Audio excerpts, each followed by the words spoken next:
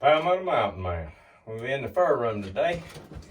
This video is going to be a little bit different than, it will be different than any video I've put out this trapping season, because I'm not going to be talking about traps, location, bait, lure, none of that. Today's video is going to be on beaver skinning. I've had several co-workers, a couple of friends, several subscribers ask for a skinning video, so I figure if anything, the animal that I catch the most of, that's what I do a skinning video of. So before me, I've got, 30. They're about 30-pound beaver.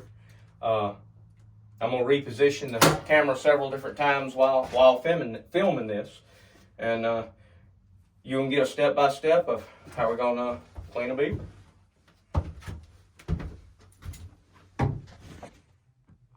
Just wanting to give y'all an overview. What I'm actually going to do is I'm going to remove this front foot. I'm going to remove this front foot, this back foot, and I'm going to cut the tail off where the leather of the tail hits fur. Completely remove that. Once I do that, remove all 4 legs and the tail, then I'm going to start a cut right here. And it is going to go all the way center, all the way down to the vent, and then right here, down. From there, I'm going to skin it this way, skin it that way, and then I'm going to flip the whole entire beaver over. When I flip the beaver over, depending on how I feel at that particular time, I'll either start here and skin it and pull the fur all the way over to the last thing I cut, would be the cartilage in his nose. Or sometimes I start right here and pull it and work it all the way back to the last thing I cut is the hair right where it connected to the tail. But that's a preview of what is about to happen. I'm going to reposition this camera and we'll get restarted. Here we go. First thing I'm going to do have a hook blade on this knife, razor blade. I'll start in between those 2 teeth, and I'll pull right there and pull it tight. And we're going to open him all the way up down the center. He is a little stiff. Took him out the freezer day before yesterday. Got a few ice crystals in. In my opinion, that helps them skin out easier sometimes. But I'll start right there. And as you can see, I got a line cut all the way down through the fur itself, not the meat. You don't care about the meat. If you accidentally get into the meat, that's fine. Just remember how little you do have to get in. So I'll start here.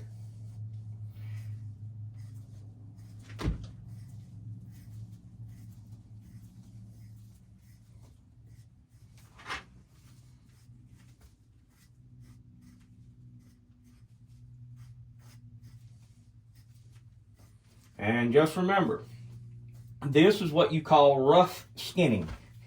It is not fine skinning. There's nothing really delicate about it. I'll leave far more meat on this pelt than I need to, which is fine by me, because I would rather scrape it off with a fleshing knife and flesh it, me personally. There are some people that do clean skinning. Which is basically you are fleshing it as you skin it. This is not that video. This is a get it off and worry about it later. But as you can see how I'm doing this, now as you get right here to what is the opening, cloaca, vent, whatever you call it, I will trim around it. Just like that. Get that opened up just a little bit. There we go. But then we get right here. As you can see, there's his front leg.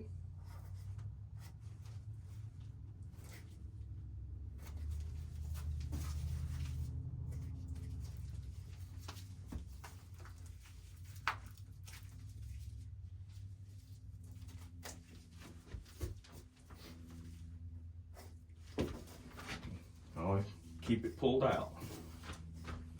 Just walk it down. Feel the meat, see the size of that ham hock? Pull it down, put your thumb there, pull up. You'll feel that skin. Like I said, grab that ham hock, put your fingers underneath like that, and push up. You get the outline. Get up higher, up here. There we go. Now these front legs, back legs still need to get it out.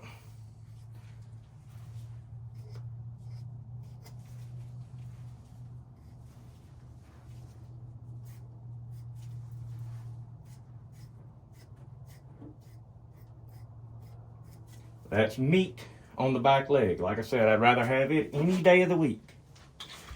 You can always take meat off, folks. You can never put it back on. Just keep that in mind. I'll flip it around and start up here. And got this big puffy chipmunk cheeks. You'll see it and feel it as you go down. You see that meat there?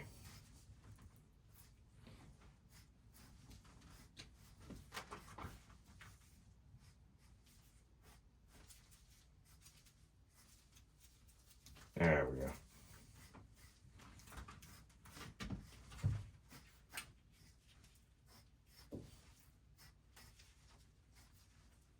See, that's the stomach lining right there. I don't want to open up his belly, so I'll just peel that meat back. It happens. It's all good. Nothing was messed up. You didn't lose any time. Nothing happened. There you go. Let's see. See, right there's that front leg. So you can grab it, push it. You can actually feel it. Just like that.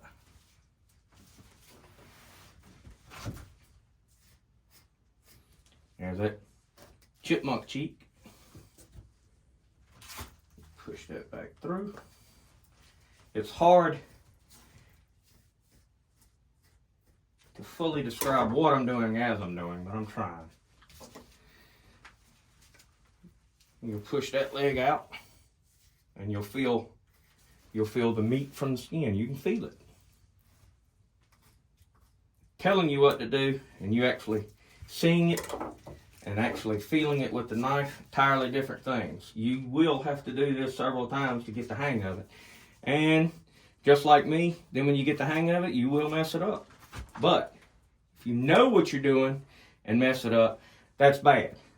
But if you mess it up, you know you messed it up, you're already ahead of the game. Most people say it don't matter, or I don't care, or never try to do it better. That's never a good thing. Anyhow, disconnected. You can see, there. I'm going to swing it around. I'm going to go back to right here.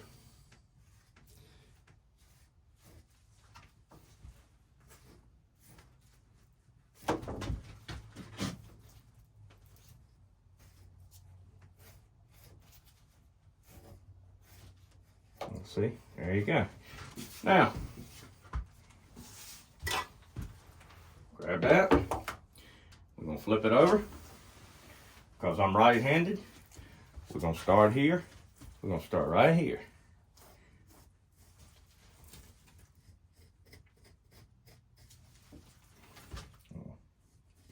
That little ligament right there will pull all the meat off of the bone. So I just slice it. Now I hope you can see that. What we're going to do is with this.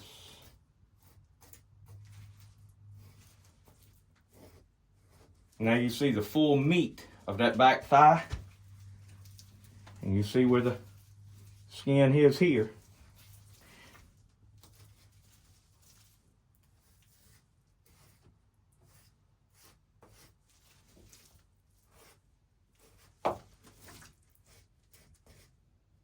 There you go.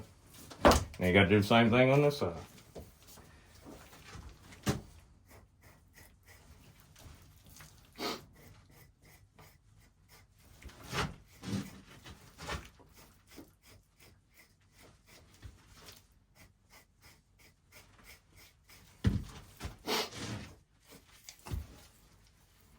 you go. You can see the leather, the line of the leather.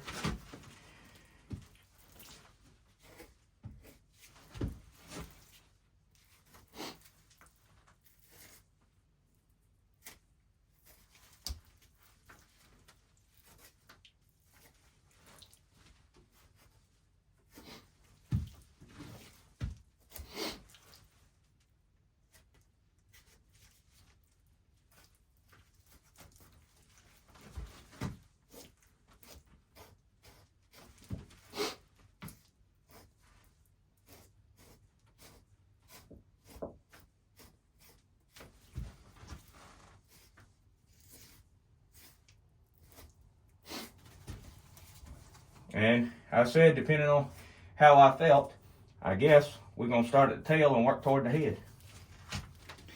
There's your back leg. Back leg, fingers through both back leg holes. Finger in a hole, finger in a hole, pinch. And it don't, there we go. Like I said, we're not worried about meat. We just don't want to cut skin. Too much meat on there, that's fine. I mean, I don't want to have a porterhouse stuck to it. But as far as a red chunk here and a red chunk there, it is, to me, it is far easier to take that off with a flushing knife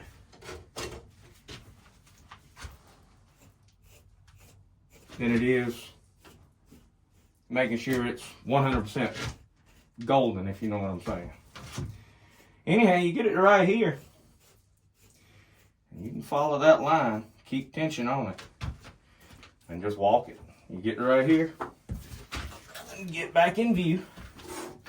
Get it right here, he's half undone. All you're gonna do is fold it, grab that fold, flip that fold, and just pull. Right? Then grab this side.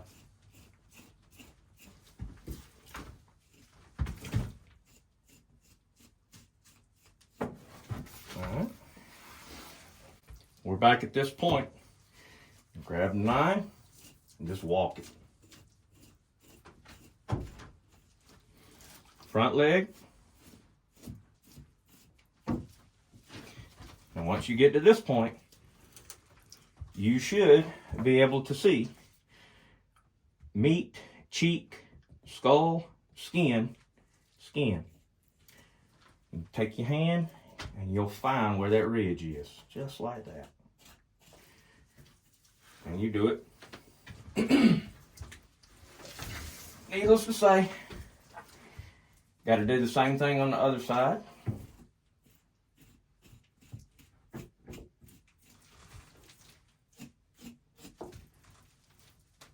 And same thing on this side.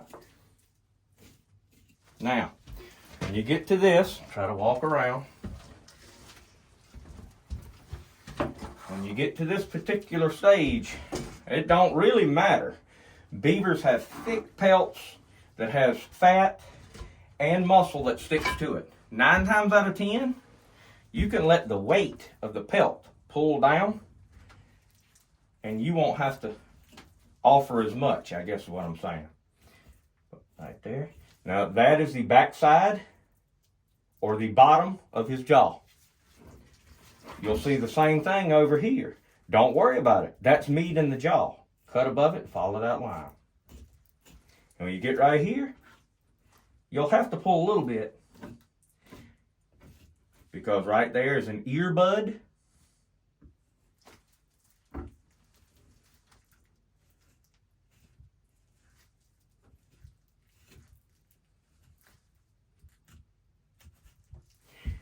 There's your second earbud. When you get those loose, I'm not saying you cannot pull it down the skull. I'm just saying it's on a table and not hung up. So I'm just going to let the weight of the pelt pull down and let it pull down. And see, we're getting it right here. Front lip. And get over here.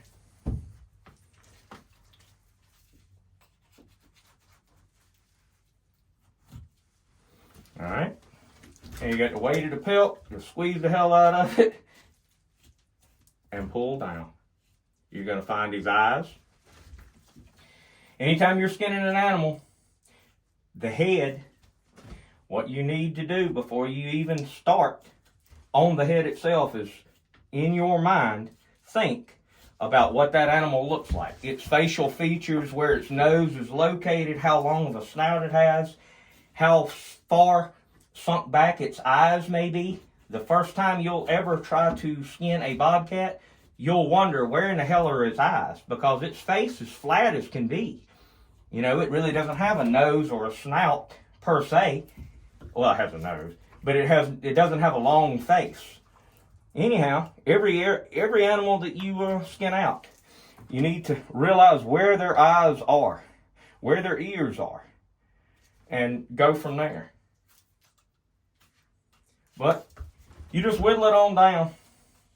And just like any animal, the last thing that you will cut off when you skin an animal from its tail toward its head, the last thing that you'll actually run into will be the cartilage that holds their nose, which is right there.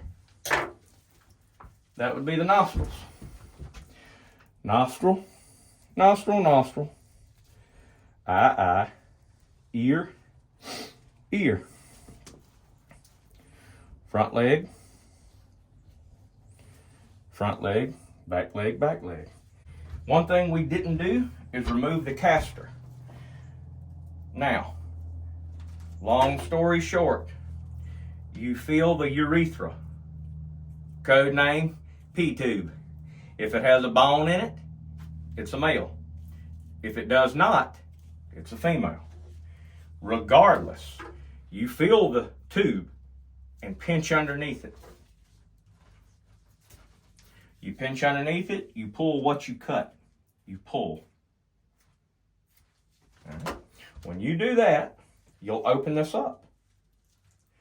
And you'll see two, what looks to be gray, huge gray prunes. Those are castor glands, or castoreum glands, however you want to word it. Castoreum would be correct. Castor would be short for castoreum glands. But these castor glands are what is used to make beaver lure. And can't tell you why. I do not know. But I do know that there is not an animal out there that does not like beaver castor. I've used beaver castor at bobcat sets. I've used beaver castor at otter sets. I've used beaver castor at coyote sets and fox. They love it. I can't tell you why. But anyhow, you can pull these out and use them to your own liking. What that means, you can pull them out and you can dry them. You can make your own lure. You can pull them out, dry them, and then sell them by the pound to a fur buyer. A lot of fur buyers, not all, a lot of fur buyers will purchase castor. Some will, some won't. I cut them out and save them and dry them. If I want to use one, that's fine, they're mine. If the price goes up where I really think I'm not doing myself justice by me keeping them and not selling them, then I'll sell the castor to the market itself. In other words, it don't matter where it goes, beaver castor, it's worth the time and the effort to take it out. And as you can see, that is the beaver castor. Castor glands. Two of them. Males and females have them. I'll press them out a little bit. I will take the knife and trim off the excess, like that fascia, the thin red meat that you see right there that I'm peeling off amazingly Easy. But I will peel that off to help it dry. But that is your castor glands out of a beaver. But I'm going to reposition the camera again.